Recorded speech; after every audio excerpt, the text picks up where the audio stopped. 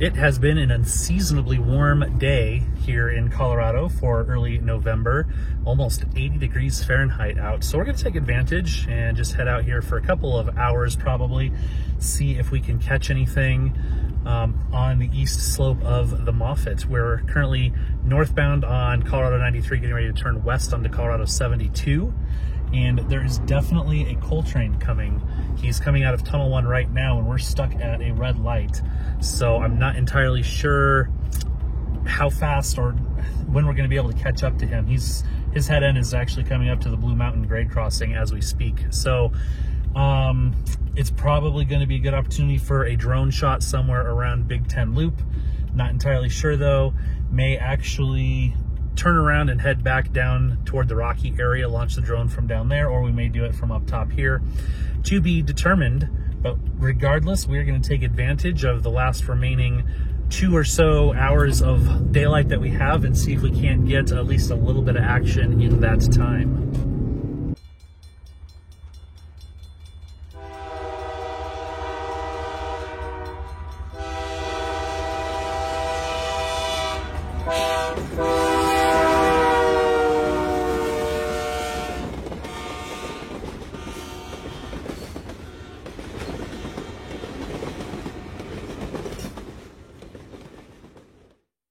Train is just coming around Big Ten curve. You might be able to see it toward the left side of the shot here.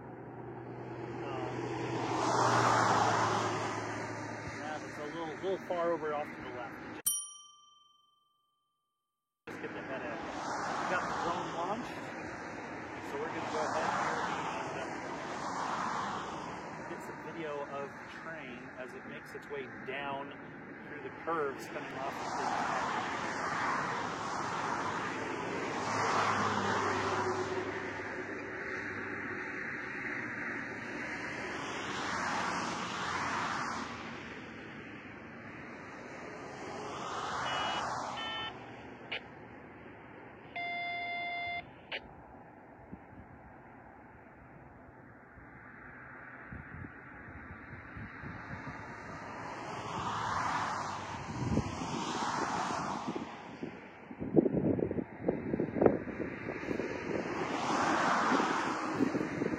are into November.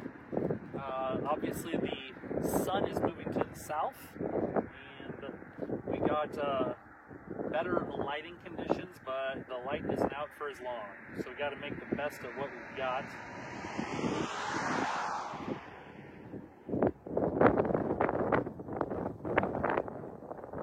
And we are just following that train, which I had thought was a coal train. It turns out it's actually a covered hopper train. It's a BNSF covered hopper train. And he is making his way down toward the west switch of Rocky right now. Well, our grain train has come to a stop. I believe the dispatcher said something to him. I couldn't quite make out what that was on the scanner. But he has come to a stop at the west switch of Rocky. He's hanging out on the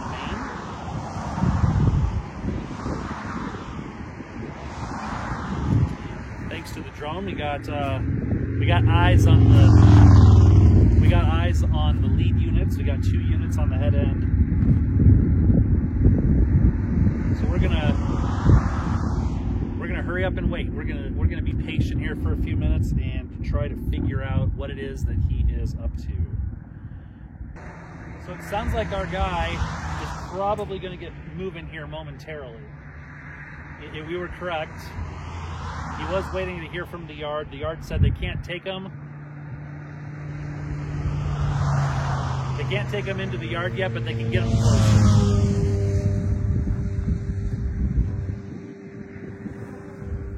So we are in the process of recalling the drone.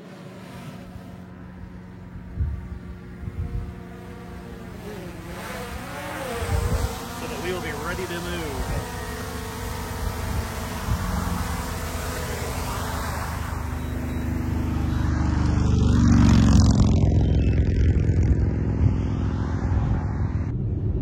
No sooner did we get everything packed up that our eastbound grain train got a green signal and he started rolling again. He is making his way down from Big Ten and highballing Rocky. And with that in mind, we're going to go ahead and continue to make our way east to set up for the next shot. At this time of day, our best bet with the lighting is probably going to be somewhere east of Leiden. So we'll be a little bit into the Arvada area. So I think that is where we're going to head, maybe, either 72nd Avenue. We could just go right at 80th coming out of Leiden, or we might go further down to 72nd, possibly to Kipling. There's a few places we might go to. Probably 72nd or Kipling, though, for the next shot.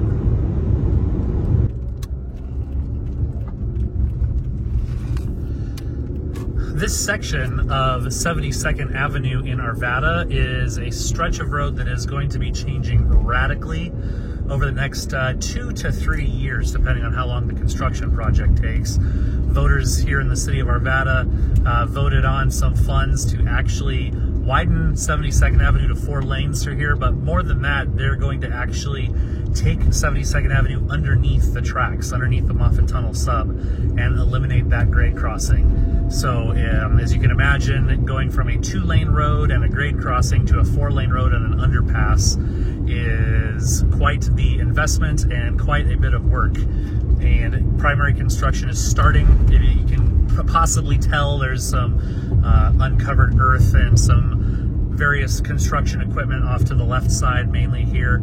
Right here is where the trench will be that will take the road down, and we come up here to the grade crossing with 72nd. This is where the bridge will be for the tracks, and the 4-lane road will emerge from the tracks on this side. So the land has all been acquired that's necessary for it by the city at this point.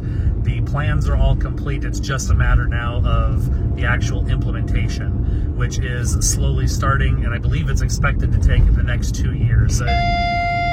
December of 2023 is, I think, when the project is supposed to be complete, unless that timetable has changed. And meanwhile, we are coming down here to the grade crossing at Kipling Street, and somewhere in this general vicinity is where we are going to set up for our next shot. So we'll see you there momentarily.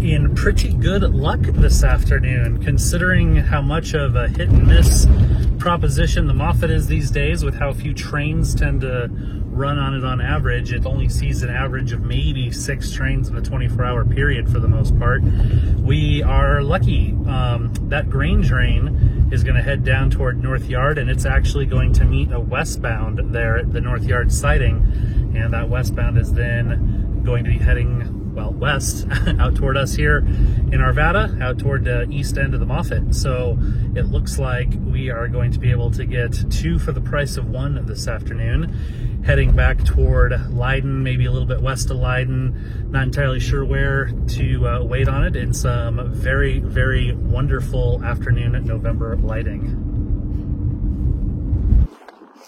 Our next stop here for this westbound is going to be outside of the relatively new neighborhood of Leyden Ranch and Leyden Rock in West Arvada.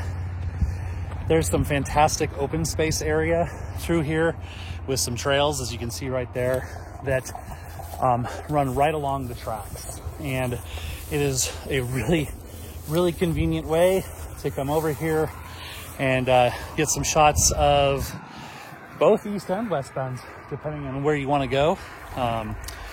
So we're going to hang out here. Our westbound is getting pretty close to Leyden, and we're going to get a shot of him here, get a video of him coming by at this first intermediate, close to this first intermediate just west of Leyden.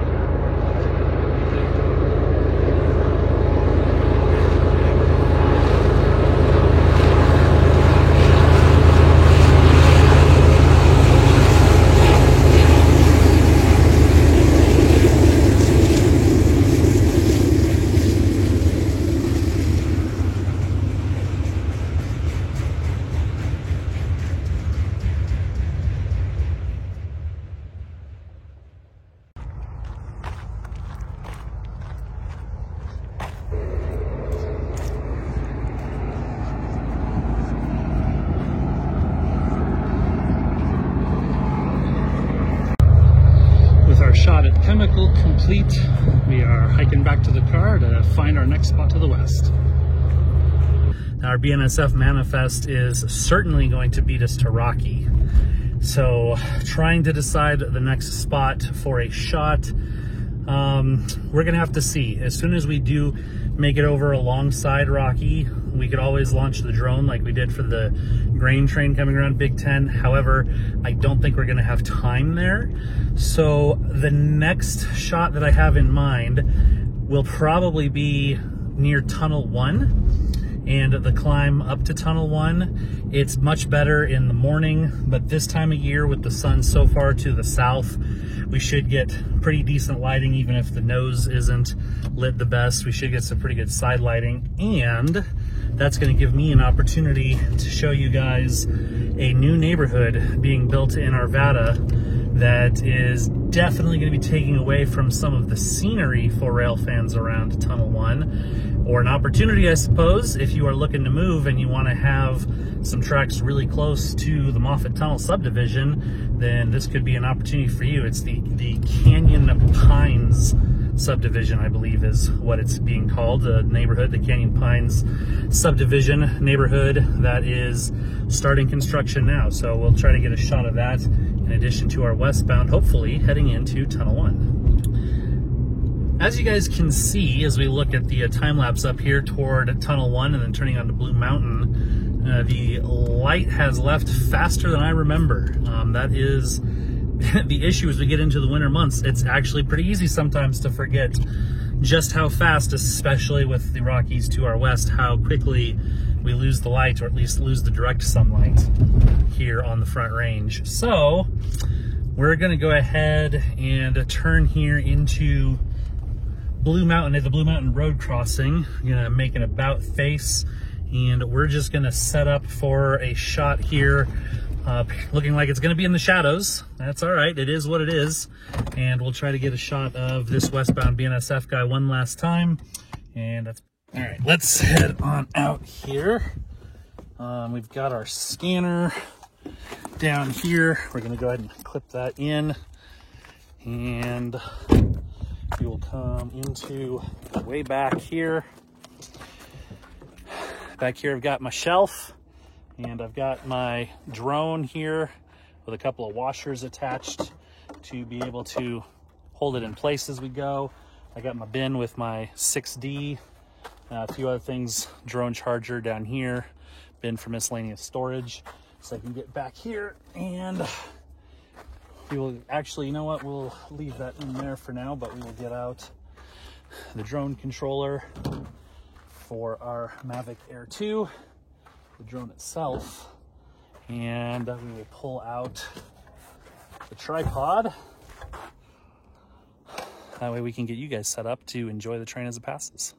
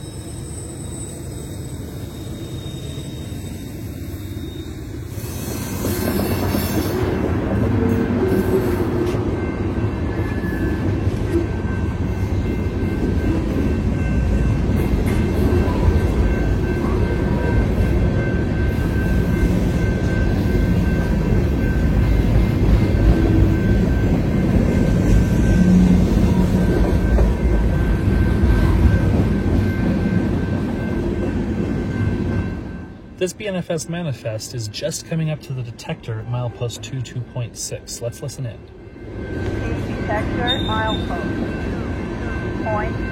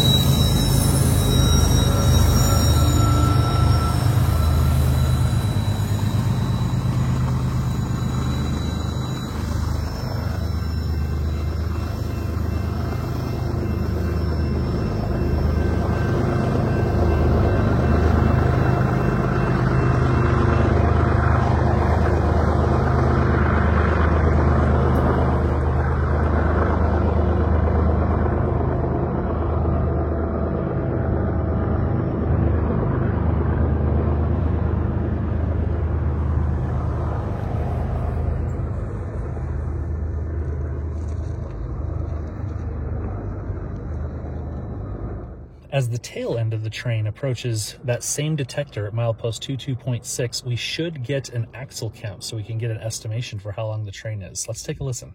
P detector, milepost 22.6, no defect. Total axle 402, train speed 20, mph, temperature 5 degrees, detector out.